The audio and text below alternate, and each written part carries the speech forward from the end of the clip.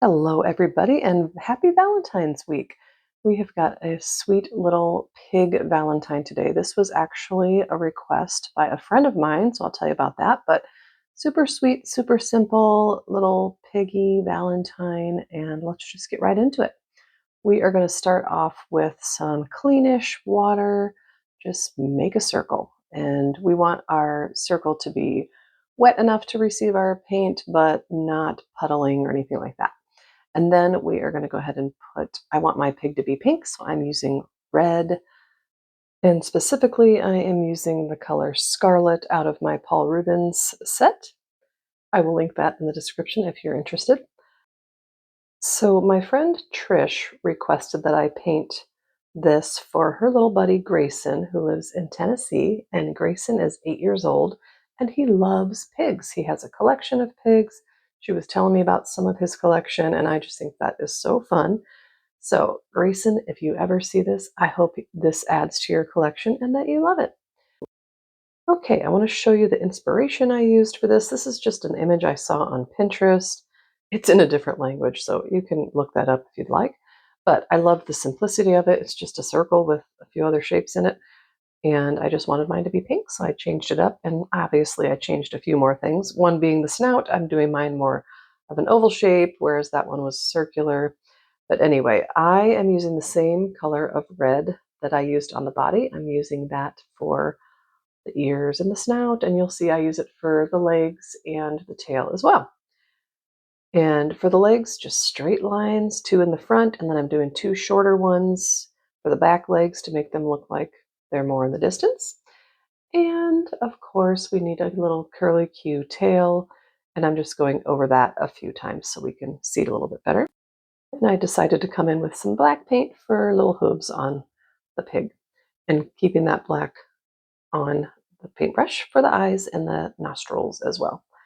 And went back into my red paint for a friendly little smile for our little pig. And I wanted this pig to be offering Grayson a balloon. So I'm just painting a blue balloon for Grayson, not knowing what his favorite color is, but I like the blue with the pink. So leaving a little bit of a reflection up in the upper right portion of the balloon. And I will be kind of tweaking that a little bit as well. Wanted to paint in a little shadow under the pig, and I did not let the black paint dry enough. So you'll see here in a little bit that it smears a little bit into our shadow, which is fine. I'm going to fix it. You don't even have to fix it if you don't want to, but I think the shadow just adds to it, helps him be a little bit grounded here, but you can see where the paint smeared there, and that's okay. You can leave it like I said, but if you don't like it there, you just clean your brush, tap it on your paper towel to dry it off mostly, just so it's damp, and then you just come in and you lift out that little bit of color. And then you can add more Payne's gray, which is the color I used for the shadow, or just kind of blend it in and do what you want. And see that little dot there? That is just part of the paper. This is handmade. I think it said handmade cotton rag paper. I'll link it in the description as well. I love this paper actually. I love the deckled edges, and I just love the texture of the paper. Anywho, if you don't like that dot there, you could just make the shadow as dark as that dot and it wouldn't be noticeable. Coming in with more Payne's gray for the string and just darkening it up a little bit. And then I realized that balloon, I need to have a little tied off part, so I just put in a little triangle there. And in hindsight, I probably should have done like a little bow for the string that would be wrapped around the balloon, but all good, all good. And I debated whether or not to come in with my fine liner and decided to do kind of a simple outline, being kind of neat, which is not really my style. Usually I'm kind of scratchy and scribbly with my finishing touches, but I don't know. I just stayed kind of neat with this one.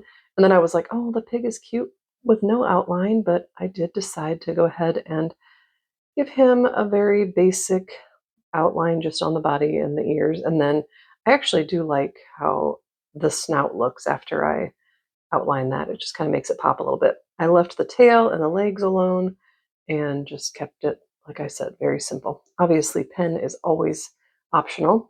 I did decide to bring in my white gel pen as well, doing some highlights in the ears, the snout, and then I just did a few more up on the balloon as well, as you can see. And then I was happy with the result and time to write our little message to Grayson. which was agreed upon by my friend Trish and I. And it says you're kind of a pig deal. So I think it's cute. I think it's fun. I hope you do too. And you could do this with any animal. I mean, you could make a cat out of this or a dog. It's just a circle, and then you just add the details. I did add some red cardstock, just folded a piece of cardstock so that my friend could decide if she wanted to make this a card or put it in a frame for Grayson, whatever she likes. I hope you enjoyed this, and if you try it, I hope you have so much fun. See you next time.